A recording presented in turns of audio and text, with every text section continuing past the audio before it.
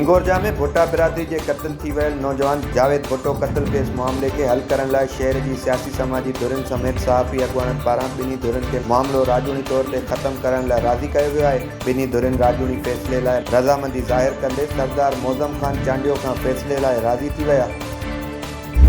जे government girls high school मुराद खान जुनेजो जी ज़बून हाल इमारत में चापड़ किरण सबब शागिर्दाणी में भाॼ पइजी वई, जंहिं सबब स्कूल में पयल फर्नीचर के नुक़सान पहुतो, जॾहिं त को भी जानी नुक़सान न थियो। स्कूल की शागिर्दाणी सुमेरा, ज़ारा, रुकैया ऐं ॿियनि एहतजाज कंदे चयो त स्कूल की इमारत कंहिं भी वक्त किरी सके थी। मौजाने तौर ते बची विया आहियूं। हुननि इख़्तियारियुनि खां मुतालबो कयो त स्कूल की इमारत के समूरी सहूलतूं ॾेई तालीम मुतासिर थियण खां बचाई वञे। बिरिया सिटी क़ौमी शाहराह ते क़ाइम पेट्रोल पंप तां गुज़रंदड़ पोरियत खां नामालूम हथियारबंदनि पारां फुर करण की कोशिश कई वई। मज़म्मत ते हथियारबंदनि पोरियत दिलदार सियाल के ज़ख़्मी करे फुर करे फरार थी विया।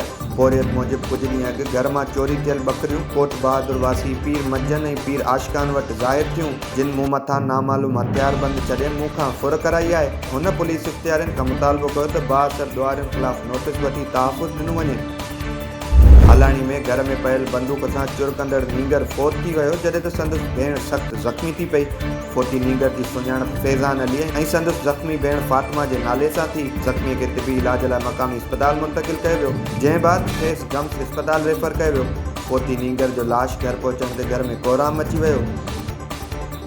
फुल में मुड़स खां कावड़ जी माइटनि ते आयल नारी ऐं संदसि माइटनि मथां मुड़स पारां हमलो कयो वियो आहे। नारी तानिया मल्हा जे मुड़स आसिफ मल्हा फायर कंदे संदसि वालिद ऐं भाइरनि खे ज़ख़्मी करे छॾियो, जंहिं ख़िलाफ़ नारी तानिया ॿुधायो त 6 साल अॻु फुल वासी आसिफ मल्हा सां परणो थियो, जंहिं बाद मुड़स मुख़्तलिफ़ वक़्तनि ते तशद्दुद जो निशानो बणाए अज़ियतूं ॾींदो हो। ॿी शादी करण जूं धमकियूं ॾेई मूं मथां दबाव विझी रहियो। खुला वठण लाइ कोर्ट में दरख़्वास्त दाख़िल कराए माइटनि जे घर आयुसि, जंहिं ते मुड़स मच्छर जी अगवा करण जे इरादे सां मुंहिंजे घर भातियुनि मथां हमलो कयो।